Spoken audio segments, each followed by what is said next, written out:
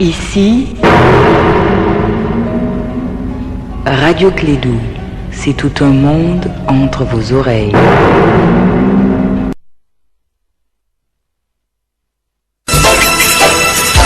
Radio Clédou, le journal, avec Sotelma Malitaire. À l'écoute de la Radio Clédou, il est à 13h à Bamako et c'est l'heure de la deuxième édition de Clédou Info.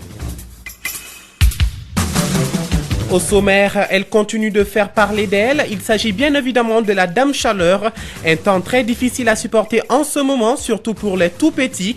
La plupart des propriétaires d'écoles ont trouvé la solution en suspendant ces cours de l'après-midi. C'est là au grand bonheur des enfants. À suivre notre dossier du jour. Le groupe de suivi budgétaire a effectué une mission à Sikasso en vue d'instaurer un dialogue entre le bureau du vérificateur général et les citoyens pour une plus grande compréhension du contenu du rapport annuel de 2012. Pour le décryptage de l'actualité internationale, Oumou Dambélé Serrala, nous parlerons de la loi interdisant les sacs plastiques fins au Sénégal, ensuite de la fin de l'opération militaire de la coalition arabe au Yémen, aussi la tenue du sommet exceptionnel à Bruxelles des dirigeants de l'Union européenne suite au naufrage de la Méditerranée, entre autres. Le point dans quelques minutes. Et en sport, par rapport à la 13e journée du championnat national de Ligue 1 Orange, les matchs prévus pour cet après-midi ont été suspendus à la demande du ministre des Sports. Les détails en fin de journal. Mesdames et messieurs, installez-vous confortablement. Vous êtes avec Moussa Papa Aïdara. Tout de suite, les détails.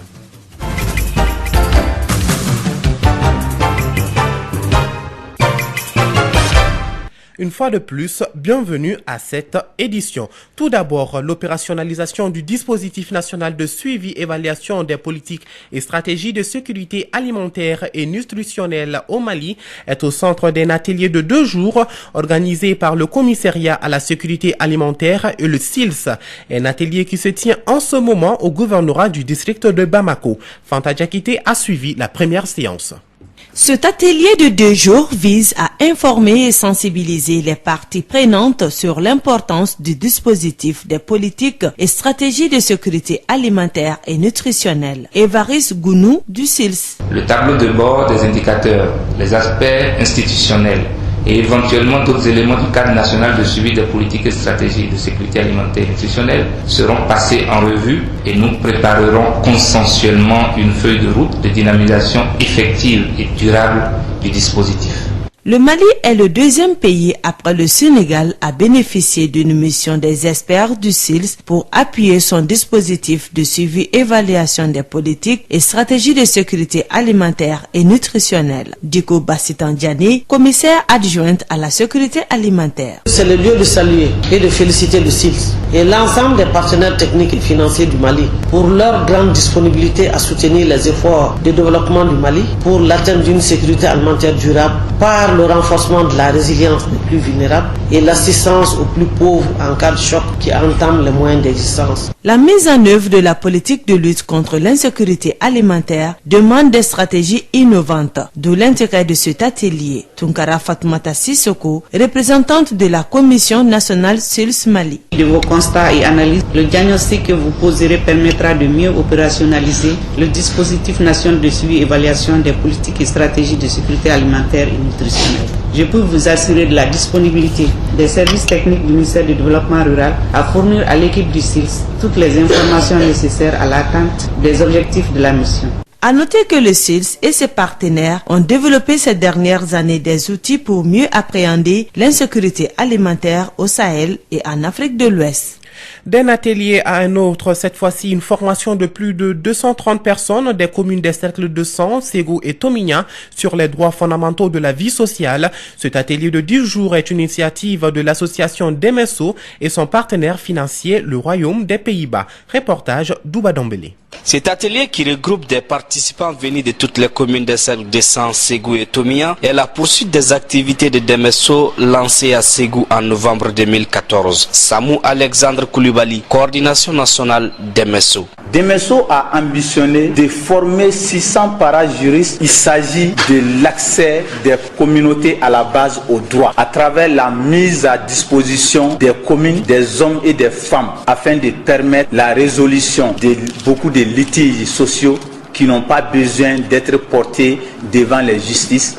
Une façon de contribuer au renforcement de la démocratie, de la décentralisation et de l'état de droit au Mali. Mamadou Gaussou Traoré, représentant du gouverneur. Cette formation des parajuristes qui s'inscrit dans le cadre de la mise en œuvre du programme Participation active des justiciables dans la distribution de la justice au Mali, qui inscrira de l'association clinique juridique Demesso et son partenaire, l'ambassade royale des Pays-Bas au Mali, est d'une importance capitale, car elle permettra de mieux éclairer la lanterne des populations, et cela à peu de frais, dans des domaines aussi spéciaux que sont la justice et l'état de droit. A pour objectif de doter les participants de connaissances et compétences nécessaires à l'animation des sessions de causerie, débat, sensibilisation, de conseils, médiation et orientation des communautés à la base. Ce programme Demesso va permettre de former en parajuridisme 600 personnes des régions de Mopti, Tombouctou, Gao et Ségou. Depuis la cité de Balanzan, Douba Dambélé pour la radio Clédou. Il est 13h07 à Bamako. Le temps est assez clément en ce moment. Un temps bien ensoleillé sous une température de 36 degrés. Mais la maximale attendue au cours de cette journée est de 42 degrés. Une chaleur très difficile à supporter en ce moment, surtout pour les enfants. Compte tenu de cette chaleur immense qui règne à Bamako, certaines écoles ont été obligées de réduire leurs heures de cours de l'après-midi ou les suspendre complètement. C'est le constat fait par notre reporter Aminata Diallo, suivant son reportage. Nombreuses sont les écoles qui ont modifié leurs heures de cours pour permettre aux élèves d'éviter le soleil ardent. Soumeïla Bouaré, directeur de l'école La Fraternité qui est née de Kalabankoro à Deken. Nous avons essayé d'adapter l'emploi du temps au climat, c'est-à-dire en respectant le taux horaire. Parce qu'en suspendant les cours le soir là, donc le taux horaire ne sera pas respecté. Nous on a maintenu les horaires habituels du matin. La rentrée c'est de 7h45 et on descend à 12h à midi. Le soir, habituellement on rentre à 15h, de 15h à 17h. Mais on a ramené l'heure, maintenant on rentre à 16h, de 16h à 18h. Donc en ce moment, la masse horaire est respectée. Contrairement à ces écoles, d'autres continuent avec le même rythme depuis la rentrée. Selon Isiaka Traoré, directeur d'école de Dar Salam 3, il serait judicieux de suspendre les cours du soir compte tenu du climat qui règne. C'est salutaire dans la mesure où la chaleur bat son plein maintenant. Je crois que nous allons solliciter ça au niveau du CAP, que les cours continuent de midi jusqu'à 13h30 au lieu de venir les soirs de 15h à 17h. Et nous ne pouvions pas prendre une décision unilatéralement. Nous avons un chef, il faut que nous nous adressions au chef par un rapport circonstancié. Je crois que ça serait la bienvenue, parce que la chaleur là aussi est facteur de maladie. Cette situation d'adaptation de certaines écoles date depuis des années. Selon l'ONG humanitaire espagnole DARA, le changement climatique contribue à la mort de 400 000 personnes en moyenne chaque année, principalement à cause de la faim et des maladies transmissibles qui affectent surtout les enfants dans les pays émergents. Et oui, Aminata Diallo, il est conseillé de boire beaucoup d'eau en cette période de chaleur.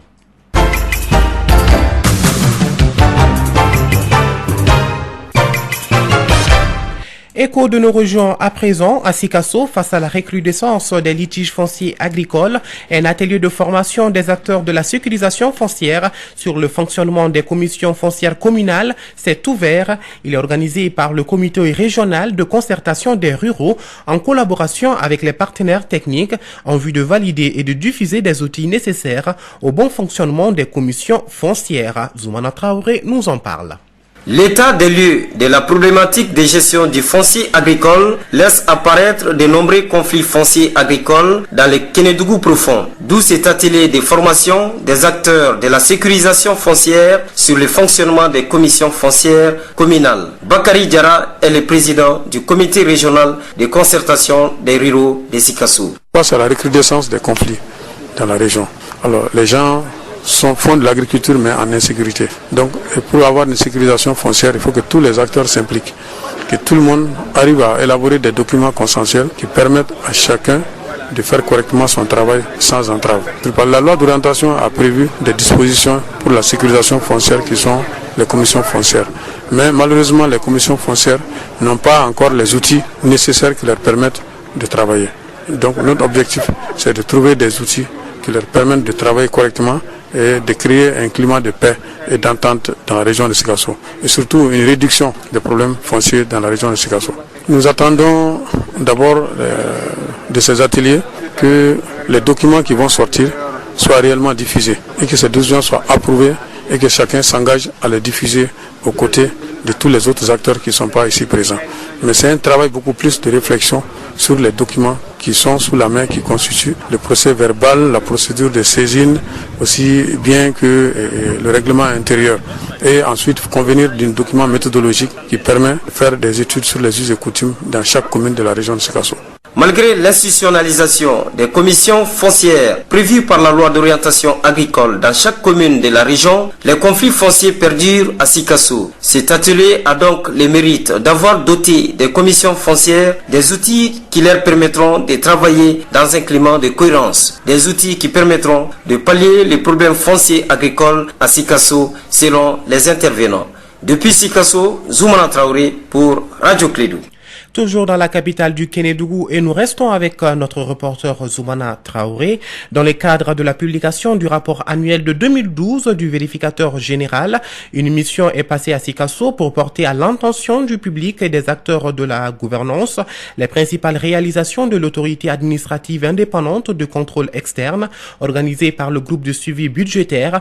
La mission a permis d'instaurer un dialogue entre le bureau du vérificateur général et les citoyens pour une plus grande compréhension du contenu du rapport. Madame Khan Nadjara est chef de la mission et elle est au micro de Zoumana Traoré.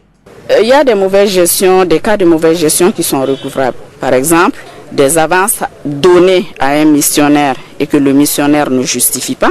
Ça, ce n'est pas une fraude parce que ce n'est pas la faute du régisseur. Quand le régisseur accorde une avance à justifier à quelqu'un qui doit aller en mission, nous, on estime que ça, c'est de la mauvaise gestion. La mauvaise gestion parce que le régisseur n'a pas pris toutes les dispositions, effectivement, pour faire reverser au missionnaire les sous qu'il doit reverser. Les destinataires légaux sont au nombre de 3. Le bureau du vérificateur, après que l'équipe ait déposé son rapport définitif et que le rapport annuel soit présenté à ces 3 destinataires, le bureau monte un dossier qu'on appelle dossier de dénonciation des faits au procureur de la République. Et il y a une note de synthèse, il y a des dossiers dans lesquels il y a toutes les pièces de corroboration. C'est-à-dire quand je parle d'un constat dans lequel il y a un détournement d'1 franc, il faut que le personnel de vérification prouve par une pièce que ce détournement a eu bel et bien lieu. Et à l'appui de cela, il faut qu'il y ait effectivement des textes législatifs et réglementaires qui disent que ça, c'est contraire à la réglementation. Chaque infraction à une réglementation conduit généralement à soit de la mauvaise gestion ou de la fraude. Justement, par rapport aux 49 milliards d'irrégularités, nous, on a dit que dans les 49 milliards, il y a 7 milliards de fraude et 6 milliards de mauvaise gestion recouvrables. Les 7 milliards moins les 6 milliards, 13 milliards moins 49 milliards, je crois qu'il reste 36 milliards qu'on ne peut plus recouvrer. Et le recouvrement également n'est pas du ressort du bureau du vérificateur. Ça, il faut que l'opinion le sache. Le bureau fait son travail conformément à la loi qui crée le vérificateur général. En tant qu'institution, la justice doit faire son travail en matière de recouvrement des fonds, en matière de fraude. À l'instant, Madame Khan Nadjara, chef de la mission, elle était au micro de Zoumana Traoré. 13h15 sur notre pendule et l'actualité internationale après ceci.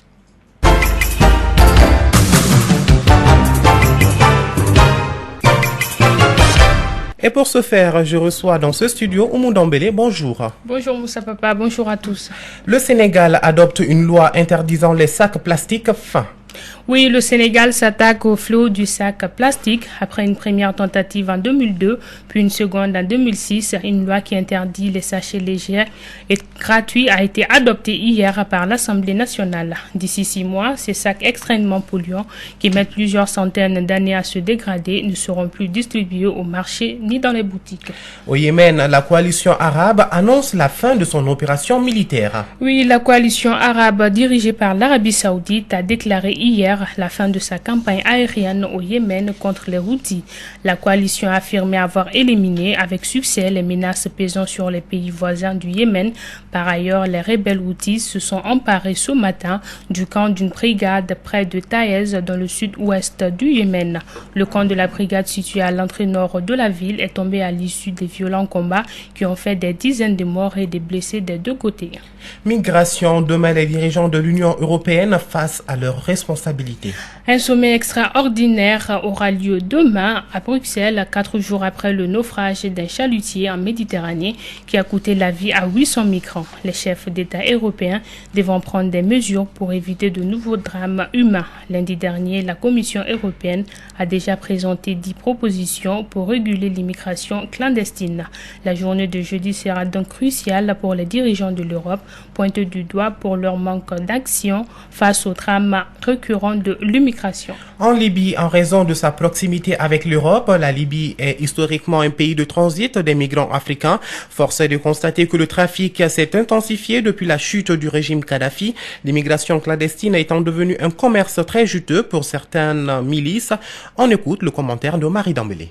Le maritime libyen est situé à seulement quelques 300 km de l'île italienne de Lampedusa, dans le sud italien, point de chute de milliers de clandestins. Le pays possède 10 770 km de côtes et 5 000 km de frontières terrestres dans des territoires essentiellement désertiques et très peu peuplés. Du temps du régime de Muammar Kadhafi, les Libyens n'étaient déjà pas en mesure de contrôler leurs frontières terrestres, traversées chaque jour par des centaines des clandestins venus surtout de l'Afrique subsaharienne et transitant par le Soudan, le Niger ou le Tchad. Depuis la chute du régime Kadhafi et avec elle l'écroulement de toutes les institutions de l'État, la Libye est devenue de nouveau la plaque tournante des trafiquants qui opèrent sans état d'âme et en toute impunité. Plus de 110 000 migrants sont passés par son territoire en 2014 selon l'ONU. Et toujours par rapport à l'actualité internationale, avec vous, Oumou Dambélé, rencontre bilatérale entre le Premier ministre japonais et le président chinois en marge d'un sommet à Jakarta. Le Premier ministre japonais Shinzo Abe et le président Xi Jinping se sont rencontrés ce jour pour la deuxième fois depuis leur prise de fonction en vue d'améliorer la relation bilatérale ternie par des disputes territoriales. Cette rencontre s'est tenue en marge du sommet Asie-Afrique qui a lieu dans la capitale indonésienne à Jakarta. Merci Oumou Dambélé pour toutes ces informations.